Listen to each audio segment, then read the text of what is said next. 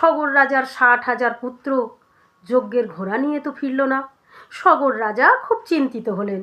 তিনি একমাত্র নাতি অংশুমানকে ডাকলেন, ডেকে বললেন যে তুমি কি তোমার 60,000 কাকা এবং যজ্ঞের ঘোড়াকে খুঁজে নিয়ে আসতে পারবে?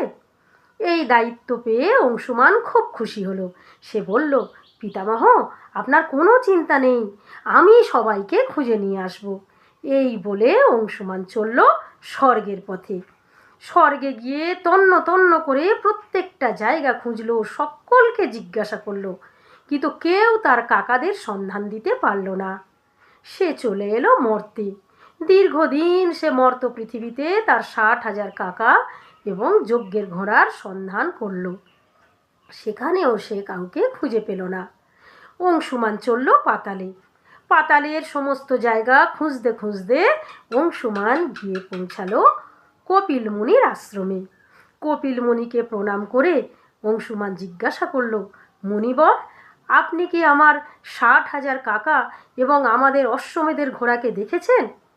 তখন কপিল মুনি বললেন, সেই দুর্বৃত্তরা আমার আশ্রম নষ্ট করেছে, আমাকে চোর ভেবে আমাকে হেনস্থা করেছে।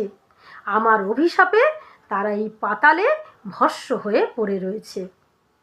এ কথা শুনে অংশুমান কাঁদতে লাগলো।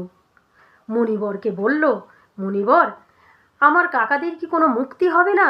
তারা কি এই অভিশপ্ত হয়ে পাতালে পড়ে থাকবে? এ কথা শুনে কপিল মুনির মনটা নরম হয়ে গেল। কপিল মুনি বললেন, তোমার কাকাদের মুক্তি হতে পারে যদি গঙ্গাকে এই ভস্মের ওপর দিয়ে প্রবাহিত করাতে পারো। এ কথা শুনে অংশুমান চিন্তিত হলো। অংশুমান বলল, মুনিবর, গঙ্গাকে? আমি তো এ নাম কোনোদিন শুনিনি, তিনি কোথায় থাকেন?